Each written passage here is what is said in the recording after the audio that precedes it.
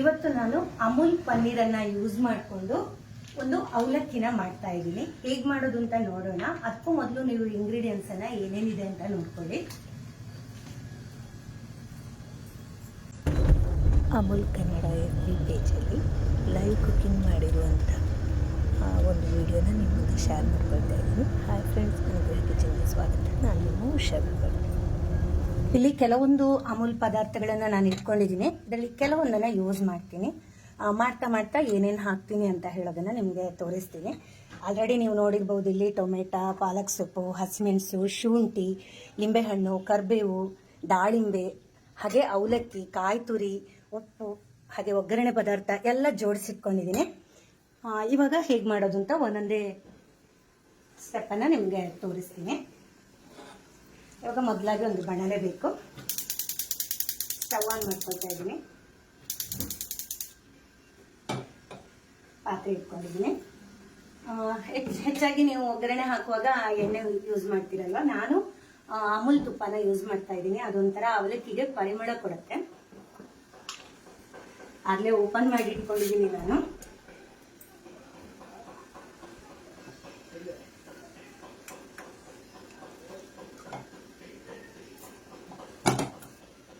ಎರಡು ಚಮಚ ಹಾಕೊಂಡಿದ್ದೀನಿ.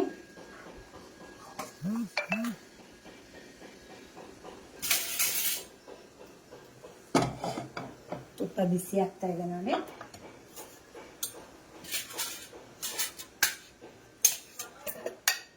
ಇವಾಗ ಸಾಸಿವೆ ಹಾಕೊಳ್ತಾ ಇದ್ದೀನಿ.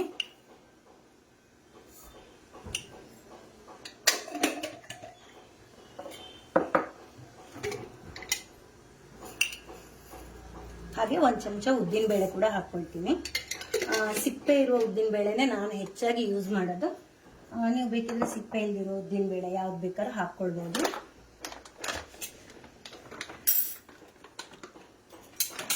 ಹಾಗೆ ಕಡಲೆಬೇಳೆ ನಾನು ಅಮೂಲ್ ಅವ್ರದ್ದೇ ಯೂಸ್ ಮಾಡ್ತಾ ಇದ್ದೀನಿ. ಆಕ್ಚುಲಿ ಕಡಲೆಬೇಳೆ ನಾನು ಫಸ್ಟ್ ಟೈಮ್ ಯೂಸ್ ಮಾಡ್ತಾ ಇರೋದು. ನೋಡಬೇಕು ಹೇಗಿದೆ ಅಂತ ಹೇಳಿ. ತುಪ್ಪ, ಪನ್ನೀರು, ಇದು ಮಿಠಾಯಿ ಮೇಟ್ ಎಲ್ಲ ನಾನು ತುಂಬಾ ಸಲ ಯೂಸ್ ಮಾಡಿದ್ದೀನಿ. ತುಂಬಾನೇ ಚೆನ್ನಾಗಿದೆ. ಕಡಲೆಬೇಳೆ ನೋಡೋಗಂತೂ ನಂಗೆ ಚೆನ್ನಾಗಿ ಅನಿಸ್ತಾ ಇದೆ. ಯೂಸ್ ಮಾಡಿ ಟೇಸ್ಟ್ ಹೇಗಿದೆ ಅಂತ ಆಮೇಲೆ ನೋಡಬೇಕು. ಹಾಗೆ ಕಡಲೆಬೇಳೆ ಕೂಡ ಹಾಕೊಳ್ತಾ ಇದ್ದೀನಿ, 2 ಚಮಚ.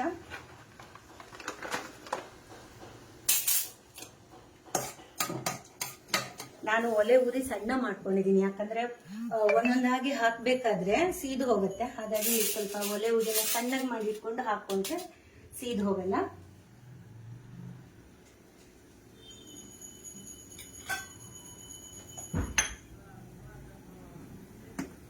ಇವಾಗ ಒಲೆ ಉರಿ ಜಾಸ್ತಿ ಮಾಡ್ಕೊಳ್ತೀನಿ ನಾನು. ಯಾಕಂದ್ರೆ ಸಾಸಿವೆ ಚಟಪಟ ಅಂತ ಹೇಳಿ ಸಿಡಿಬೇಕು.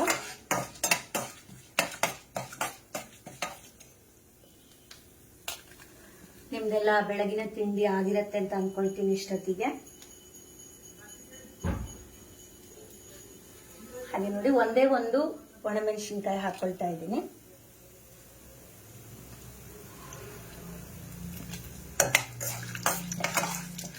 ತುಪ್ಪ ಒಂದು ಪರಿಮಳ ನನಗಿಲ್ಲಿ ಚೆನ್ನಾಗಿ ಬರ್ತಾ ಇದೆ.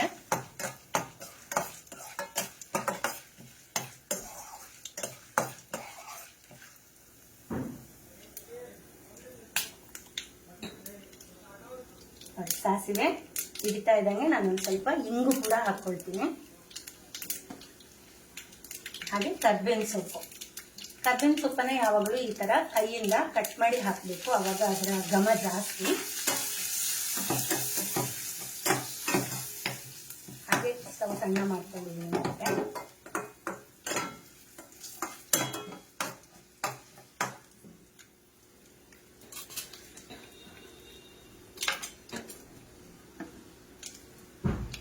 ಇವಾಗ ನಿಮ್ಮ ಖಾರಕ್ಕೆ ಎಷ್ಟು ಬೇಕಷ್ಟು ನೀವು ಹಸಿಮೆಣಸಿನಕಾಯಿನ ಯೂಸ್ ಮಾಡಬಹುದು.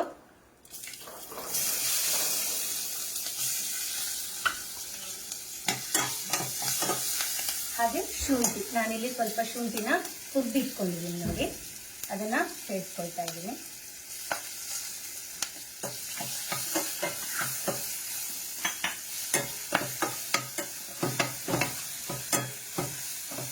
ತುಪ್ಪದ ಜೊತೆ ಹಸಿಮೆಣಸಿನ್ಕಾಯಿ ಖಾರ ಚೆನ್ನಾಗಿ ಬರ್ತಾ ಇದೆ ನನ್ನಲ್ಲಿ. ನೀವು ಕೂಡ ಒಂದ್ಸಲ ಟ್ರೈ ಮಾಡಿ, ತುಂಬಾನೇ ಚೆನ್ನಾಗಿರುತ್ತೆ ಈ ರೆಸಿಪಿ.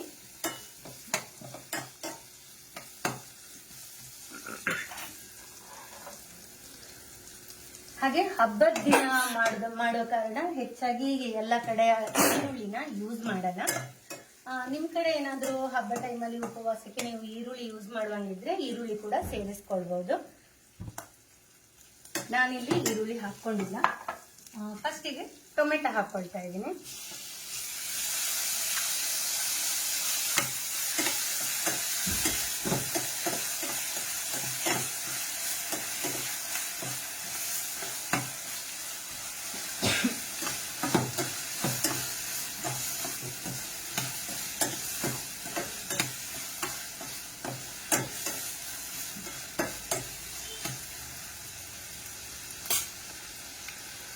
ಹಾಗೆ ನೋಡಿ, ಪಾಲಕ್ ಸೊಪ್ಪು ನಾನು ಈ ತರ ಚೆನ್ನಾಗಿ ವಾಶ್ ಮಾಡಿಕೊಂಡು ಕಟ್ ಮಾಡ್ಕೊಂಡಿದ್ದೀನಿ.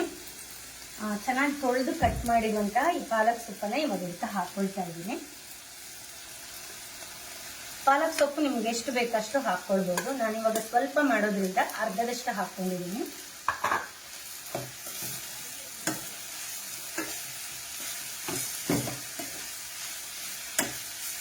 ಟೊಮೆಟೊ ಜೊತೆ ಪಾಲಕ್ ಸೊಪ್ಪು ಕೂಡ ಚೆನ್ನಾಗಿ ಬೇಯಬೇಕು ಇವಾಗ.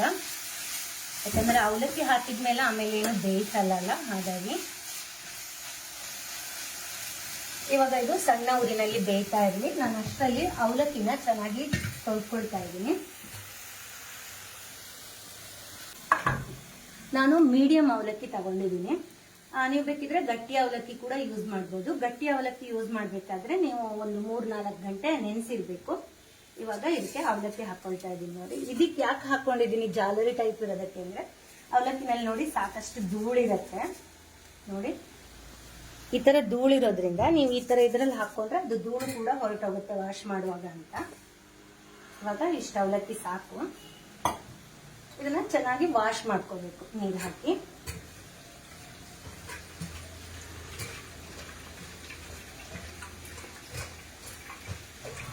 ಮತ್ತೆ ಮೀಡಿಯಂ ಅವಲಕ್ಕಿ ತಗೊಂಡಿರೋದ್ರಿಂದ ನೀವು ತುಂಬಾ ಮೊದಲೇ ನೆನೆ ಹಾಕೋದೇನ್ ಬೇಡ ಅಂತ ಆಗ್ಲೇ ಹೇಳಿದೆ. ಈ ತರ ಸುಮ್ಮನೆ ವಾಶ್ ಮಾಡ್ಕೊಂಡ್ರೆ ಸಾಕು.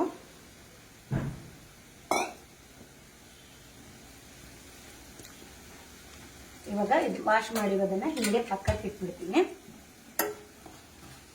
ಹಾಗೆ ಅವಾಗವಾಗ ನಮ್ಮ ಒಲೆನಲ್ಲಿ ಇಟ್ಟಿದೀವಲ್ವ ನಾವು, ಅದನ್ನ ಅವಾಗವಾಗ ನೋಡ್ಬೇಕು. ಯಾಕಂದ್ರೆ ಇಲ್ಲಾಂದ್ರೆ ತಳ ಹಿಡಿಬಹುದು. ಟೊಮೆಟೊದಲ್ಲಿರುವ ನೀರು ಹಾಗೆ ಪಾಲಕ್ ಸೊಪ್ಪು ಬೇಯುವಾಗ ಏನ್ ನೀರು ಬಿಡತ್ತೆ ಅದರಲ್ಲೇ ಇದೆರಡು ಕೂಡ ಚೆನ್ನಾಗಿ ಬೇಯುತ್ತೆ.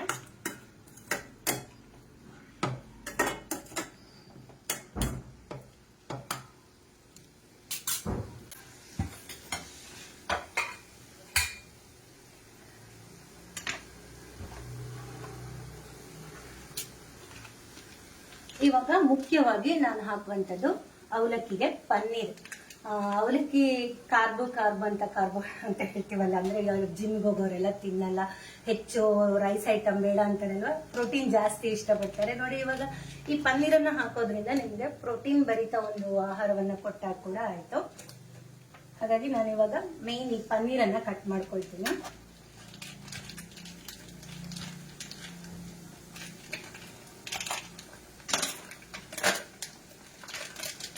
ನೋಡಿ, ಈ ತರ ಇದೆ. ಇವಾಗ ಈ ಪನ್ನೀರನ್ನ ಕೂಡ ನಾನು ಒಂದ್ಸಲ ವಾಶ್ ಮಾಡ್ಕೊಂಡ್ ಬರ್ತೀನಿ.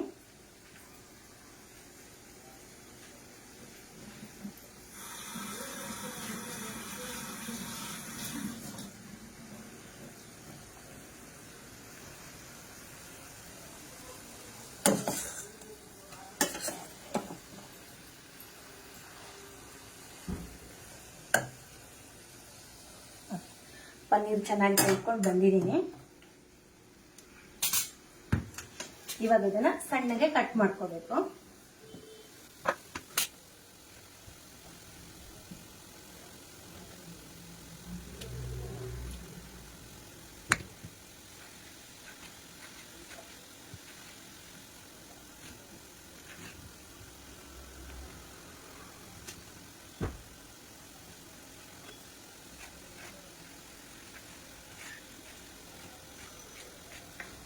ನೋಡಿ, ಈ ತರ ಹೀಗೆ ಸಣ್ಣಗೆ ಕಟ್ ಮಾಡ್ಕೋಬೇಕು.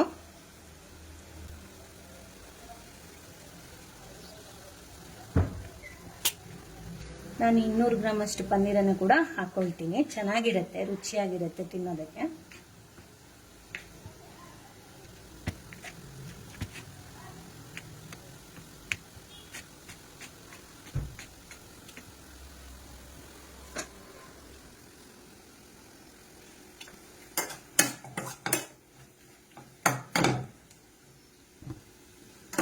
ಇವಾಗ ನೋಡಿ ಪಾಲಕ್ ಮತ್ತೆ ಟೊಮೆಟೊ ಚೆನ್ನಾಗಿ ಒಂದಕ್ಕೊಂದು ಹೊಂದ್ಕೊಂಡು ಬೆಂದಿದೆ. ಇವಾಗ ಈ ಪನ್ನೀರನ್ನ ಹಾಕೊಳ್ಳೋಣ.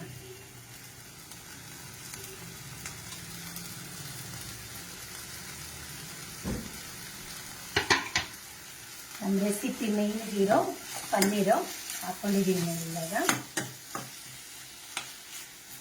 ಯಾವಾಗ್ಲೂ ಒಂದೇ ತರದ ಅವಲಕ್ಕಿ ಮಾಡಿ ತುಂಬಾನೇ ಬೇಜಾರಾಗಿರುತ್ತೆ ಅಲ್ವಾ? ಈ ತರ ಮಾಡಿ ನೋಡಿ, ತುಂಬಾನೇ ಡಿಫ್ರೆಂಟ್ ಆಗಿರುತ್ತೆ, ಚೆನ್ನಾಗಿರುತ್ತೆ ಕೂಡ. ಮಕ್ಕಳು ಸೊಪ್ಪು ತಿನ್ನಲ್ಲ. ಇವಾಗ ಇದ್ರಲ್ಲಿ ಸೊಪ್ಪು ಹಾಕಿದೀವಿ, ಪನ್ನೀರ್ ಹಾಕಿದೀವಿ, ಚೆನ್ನಾಗಿ ಇಷ್ಟಪಟ್ಟು ತಿಂತಾರೆ. ಖಾರ ಬೇಕಿದ್ರೆ ಪುಟ್ಟ ಮಕ್ಕಳಿಗಾದ್ರೆ ಸ್ವಲ್ಪ ಕಡಿಮೆ ಹಾಕೊಳ್ಬಹುದು.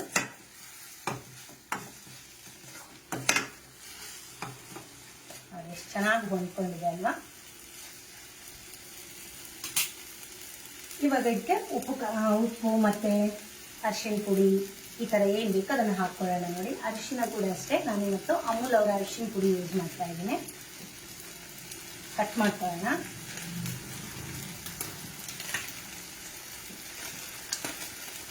ಜಿಪ್ಲಾಕ್ ಕೊಟ್ಟಿದ್ದಾರೆ, ಹಾಗಾಗಿ ಓಪನ್ ಮಾಡಿ ಮತ್ತೆ ಹಾಗೆ ಕ್ಲೋಸ್ ಮಾಡ್ಕೊಳ್ಬೋದು ಆ ಥರ ಇದೆ. ಇವಾಗ ಅರಿಶಿನ ಪುಡಿ ಹಾಕ್ತಾ ಇದ್ದೀನಿ. ಅರಿಶಿನ ಪುಡಿ ಏನು ಜಾಸ್ತಿ ಬೇಕಾಗಲ್ಲ, ಸ್ವಲ್ಪ ಹಾಕೊಂಡ್ರೆ ಸಾಕು. ಅದ್ರ ಒಂದು ಏನು ಹೇಳ್ತೀವಿ, ಅದು ಹೆಲ್ತ್ ಬೆನಿಫಿಟ್ಸ್ ಎಲ್ಲ ಫುಡ್ಡಿಗೆ ಸೇರ್ಕೊಳ್ಳುತ್ತೆ. ಹಾಗೆ ಆಕ್ಚುಲಿ ನೀವು ಸಕ್ಕರೆ ಹಾಕೋದಾದ್ರೆ ಸಕ್ಕರೆ ಅಥವಾ ಮಿಠಾಯಿ ಮೆಟ್ ಬೇಕಿದ್ರೆ ಮಿಠಾಯಿ ಮೆಟ್ ಯಾವ್ದು ಬೇಕಿದ್ರು ಸಿಹಿಗೆ ಹಾಕೋಬಹುದು. ನಾನು ಬೆಲ್ಲ ಹಾಕೊಳ್ತಾ ಇದ್ದೀನಿ. ಬೆಲ್ಲ ತುಂಬಾ ರುಚಿ ಕೊಡುತ್ತೆ ಇದ್ರ ಜೊತೆ, ಅವಲಕ್ಕಿ ಜೊತೆ, ಹಾಗಾಗಿ ಬೆಲ್ಲ ಹಾಕೊಳ್ತಾ ಇದ್ದೀನಿ.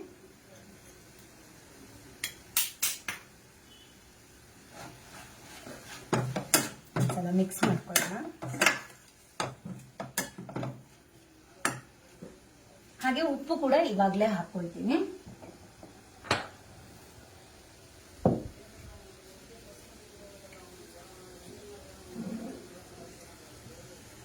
ಉಪ್ಪು ಅವರವರ ರುಚಿಗೆ ತಕ್ಕ ಹಾಗೆ ಹಾಕೊಳ್ಬೇಕು.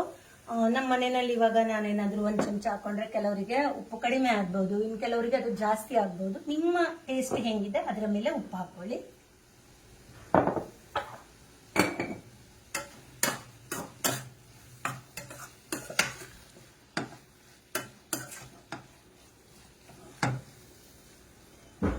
ಇದು 1 ನಿಮಿಷ ಹಾಗೆ ಉಪ್ಪೆಲ್ಲ ಎಳ್ಕೊಳ್ಳಕ್ಕೆ ಕುಕ್ಕಲ್ಲಿ.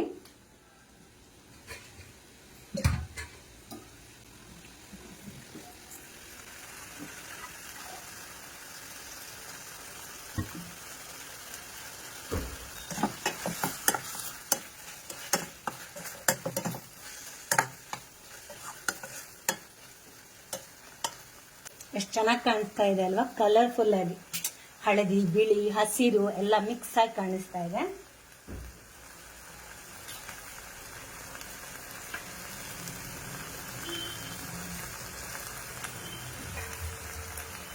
ಇವಾಗ ಅವಲಕ್ಕಿನ ಹಾಕೊಳ್ಳೋಣ. ನೋಡಿ, ಆವಾಗಲೇ ತೊಳೆದ ಅವಲಕ್ಕಿ ಎಷ್ಟು ಸಾಫ್ಟ್ ಆಗಿದೆ ಅಂತ. ಬಟ್ ಏನಂತಂದ್ರೆ ಇದು ಬೇಗ ಡ್ರೈ ಆಗುತ್ತೆ ನಿಮಗೆ. ನೀವು ಅದಕ್ಕೆ ಸೇರಿಸ್ಕೊಳ್ಳೋ ಮೊದಲು ಇನ್ನೊಂದು ಸ್ವಲ್ಪ ನೀರು ಹಾಕೊಳ್ಬೇಕು, ಯಾಕಂದ್ರೆ ಮೆತ್ತಗಾಗಲಿ ಮತ್ತೆ ಅಂತ. ಇವಾಗ ಇದನ್ನ ಸೇರಿಸ್ಕೊಳ್ಳೋಣ.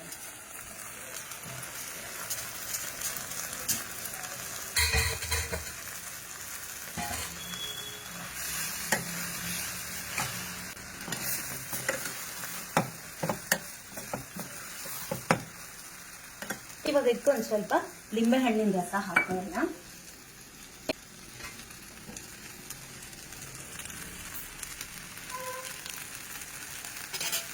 ನೋಡಿ, ಲಿಂಬೆ ಹಣ್ಣು.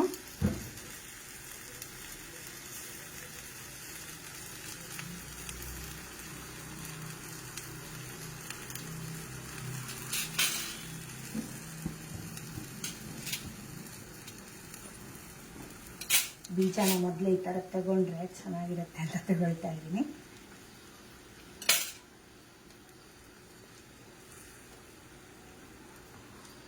ಸಾಕು. ಒಂದರಲ್ಲಿ ಒಂದು ಸ್ವಲ್ಪ ಉಳಿಸ್ಕೊಂಡಿದ್ದೀನಿ. ಇವಾಗ ಇದನ್ನ ಮಿಕ್ಸ್ ಮಾಡಬೇಕು.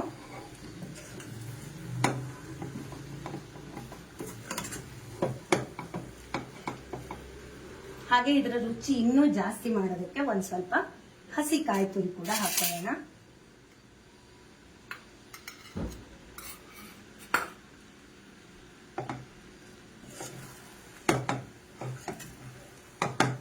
ಅಷ್ಟು ಚೆನ್ನಾಗಿ ಕಾಣಿಸ್ತಾ ಇದೆ ನೋಡಿ.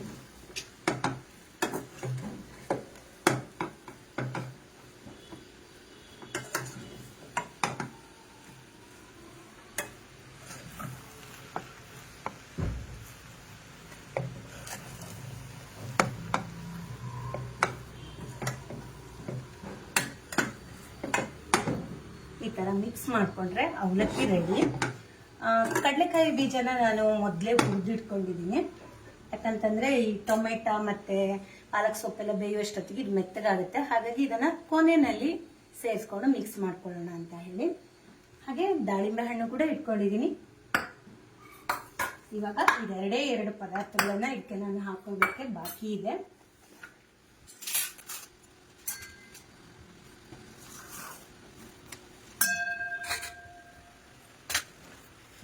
ಅವಲಕ್ಕಿನೂ ಇವಾಗ ಬಿಸಿ ಆಗಿದೆ. ಅಂದ್ರೆ ಅವಲಕ್ಕಿ ತೊಳೆದಿರ್ತೀವಲ್ಲ, ಅವಲಕ್ಕಿ ಬಿಸಿ ಆಗುವಷ್ಟು ಹೊತ್ತು ಇದನ್ನ ನಾವು ಒಲೆ ಮೇಲೆ ಮಿಕ್ಸ್ ಮಾಡಿದ್ರೆ ಸಾಕು. ಓಕೆ, ಇವಾಗ ಸ್ಟವ್ ಆಫ್ ಮಾಡ್ಕೊಳ್ತಾ ಇದ್ದೀನಿ. ಕೊನೆಯಲ್ಲಿ ಕಡಲೆಕಾಯಿ ಬೀಜ, ಇದು ನಿಮ್ಗೆ ಎಷ್ಟು ಬೇಕಷ್ಟು ಹಾಕೊಳ್ಬಹುದು. ಹಾಗೆ ದಾಳಿಂಬೆ ಹಣ್ಣು, ಇದು ಕೂಡ ಅಷ್ಟೇ, ಇದರ ಮಧ್ಯೆ ಬಾಯಿಗೆ ಸಿಕ್ಕಿದ್ರೆ ಚೆನ್ನಾಗಿರುತ್ತೆ. ಹಾಗಾಗಿ ಇದನ್ನು ಕೂಡ ಒಂದ್ ಸ್ವಲ್ಪ ಹಾಕೊಳ್ತೀನಿ. ನೋಡಿ ಇವಾಗ ಎಷ್ಟು ಕಲರ್ಫುಲ್ ಆಗಿ ಕಾಣ್ತಾ ಇದೆ ನಮ್ಮ ಪನ್ನೀರ್ ಅವಲಕ್ಕಿ. ನೋಡಿ ಎಷ್ಟು ಚೆನ್ನಾಗಿ ಕಾಣಿಸ್ತಿದೆ ಅಲ್ವಾ? ನಂಗೆ ಮಾಡ್ತಿರ್ಬೇಕಾದ್ರೆ ಬಾಯಲ್ಲಿ ನೀರು ಬರ್ತಾ ಇದೆ. ಇವಾಗ ನಿಮ್ಗೆ ತೋರಿಸ್ಬಿಟ್ಟು ನಾನು ಇದನ್ನ ತಿಂತೀನಿ, ನೀವು ಕೂಡ ಮಾಡಿ, ನಿಮ್ಗೆ ಕೂಡ ಇಷ್ಟ ಆಗುತ್ತೆ. ಇವಾಗ ಇದನ್ನ ಸರ್ವಿಂಗ್ ಪ್ಲೇಟಿಗೆ ಹಾಕೊಳ್ಳೋಣ.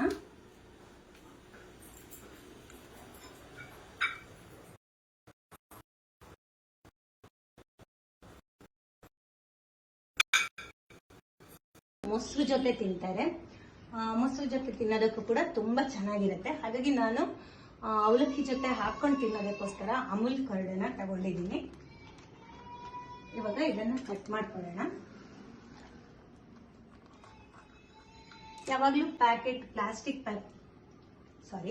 ಪ್ಲಾಸ್ಟಿಕ್ ಪ್ಯಾಕೆಟ್ ಅನ್ನ ಯಾವಾಗ್ಲೂ ಕಟ್ ಮಾಡ್ಬೇಕು. ಈ ತರ ಕಟ್ ಮಾಡ್ಕೊಂಡ್ರೆ ನಿಮ್ಗೆ ಚೆನ್ನಾಗಿರುತ್ತೆ. ಒಂದು ಪಾತ್ರೆಗೆ ಹಾಕೊಳ್ಳೋದಕ್ಕೂ ಇರ್ಬೋದು, ಅಥವಾ ನೀವು ಪ್ಲಾಸ್ಟಿಕ್ ಅನ್ನ ಹೊರಗಡೆ ಬಿಸಾಕೋಗಳು ಅಷ್ಟೇ. ಈ ಸಣ್ಣ ಚೂರಾಗಿ ನಮ್ಮ ಪ್ರಕೃತಿನಲ್ಲಿ ಅಲ್ಲಲ್ಲಿ ಸೇರೋ ಬದಲು ಹೀಗೇನೆ ನೀವು ಕೊಡೋದಕ್ಕೂ ಚೆನ್ನಾಗಿರುತ್ತೆ. ಪ್ಲಾಸ್ಟಿಕ್ ಎಲ್ಲೂ ಏನ್ ಹೇಳ್ತೀವಿ, ಎಲ್ಲಂದ್ರಲ್ಲಿ ಗಾಳಿಗೆ ಹಾರೋಗಲ್ಲ ಅಂತ ಹೇಳ್ಬೋದು. ಇವಾಗ ಮೊಸರನ್ನ ಹಾಕೊಳ್ತೀನಿ ಒಂದು ಬೌಲ್ಗೆ. ಎಷ್ಟು ಗಟ್ಟಿಯಾಗಿ ಮೊಸರು ಚೆನ್ನಾಗಿದೆ.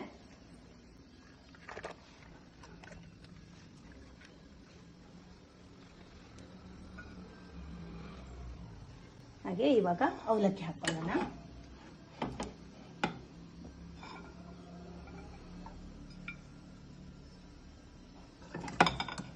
ಬಿಸಿ ಬಿಸಿ ಅವಲಕ್ಕಿ, ಪೋಹ, ಪನ್ನೀರ್ ಪೋಹ, ಪನ್ನೀರ್ ಅವಲಕ್ಕಿ ಎಷ್ಟು ಚೆನ್ನಾಗಿ ಕಾಣಿಸ್ತಾ ಇದೆ ಅಲ್ವಾ? ಟೇಸ್ಟ್ ಕೂಡ ಅಲ್ಟಿಮೇಟ್ ಆಗಿರುತ್ತೆ. ಇವಾಗ ಫೈನಲಿ ಇನ್ನೊಂದು ಸ್ವಲ್ಪ ದಾಳಿಂಬೆನ ಮೇಲಿಂದ ಹಾಕೊಳ್ಳೋಣ. ಯಾಕಂದ್ರೆ ನೋಡೋದಕ್ಕೆ ತುಂಬಾ ಚೆನ್ನಾಗಿ ಕಾಣಿಸುತ್ತೆ. ಯಾಕೋ ನೆಟ್ವರ್ಕ್ ಹೋಯ್ತು ಅಂತೇಳಿ ನಾನು ಮಾತಾಡ್ತಿರೋ ವರ್ಡ್ ಕೂಡ ಬೇರೆ ಆಗ್ತಾ ಇದೆ ಅಲ್ವಾ? ಜಾಹ್ನವಿ ಅವರು ಆಸಮ್ ಅಂತ ಹೇಳ್ತಾ ಇದ್ದಾರೆ. Thank you Jahnavi. ಆರೋಗ್ಯಕ್ಕೆ ಒಳ್ಳೆ ತಿಂಡಿ ಅಂತ ಯಾರು ಝಾನ್ಸಿ ಅಕ್ಕ ಹೇಳ್ತಾ ಇದ್ದಾರೆ. ಹೌದು, ತುಂಬಾನೇ ಒಳ್ಳೇದು, ಬೇಗನೆ ಮಾಡ್ಕೋಬಹುದು. ಯಾಕಂದ್ರೆ ನೀವು ಅನ್ನ ಎಲ್ಲ ರೆಡಿ ಮಾಡುವಷ್ಟು ಹೊತ್ತೇನು ಬೇಡ. ತರಕಾರಿ ಏನು ಯೂಸ್ ಮಾಡ್ತೀರಾ ಅದನ್ನ ಕಟ್ ಮಾಡ್ಕೊಳ್ಳೋದು, ಒಗ್ಗರಣೆ ಹಾಕೊಳ್ತಾ ಇರೋದು, ಜೊತೆಲಿ ಪನ್ನೀರನ್ನು ಸೇರಿಸ್ಕೊಳ್ಳೋದು, ತುಂಬಾನೇ ಚೆನ್ನಾಗಿರುತ್ತೆ. ಪಾರ್ಸಲ್ ಕಳ್ಸೋದು ಹೆಂಗಪ್ಪ ಝಾನ್ಸಿ ಅಕ್ಕ? ಬನ್ನಿ, ನೀವು ಮಾಡ್ಕೊಡ್ತೀನಿ. ಇಲ್ಲಿಂದ ಅಲ್ಲಿಗೆ ಬರುವಷ್ಟು ಹೊತ್ತಲ್ಲಿ ಇದು ತಣ್ಣಗಾಗ್ಬಿಡತ್ತೆ. ಬಿಸಿ ಬಿಸಿನೇ ತಿನ್ನಕ್ಕೆ ತುಂಬಾ ಚೆನ್ನಾಗಿರುತ್ತೆ.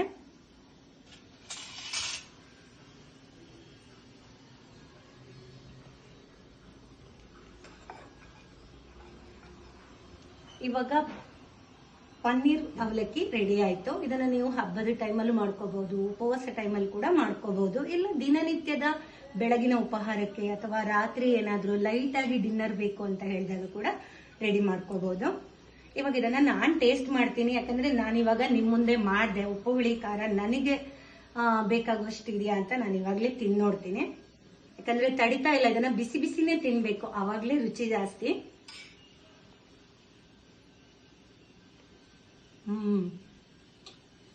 ಚೆನ್ನಾಗಿದೆ. ಉಪ್ಪು ಹುಳಿ ಖಾರ ಜೊತೆಲಿ ಒಂದ್ ಸ್ವಲ್ಪ ಸಿಹಿಗೆ ಬೆಲ್ಲ ಹಾಕಿದ್ದು ಕೂಡ ನಮ್ ನಾಲಿಗೆಗೆ ರುಚಿ ಗೊತ್ತಾಗುತ್ತೆ. ಹಾಗೆ ಮೊಸರು ಜೊತೆ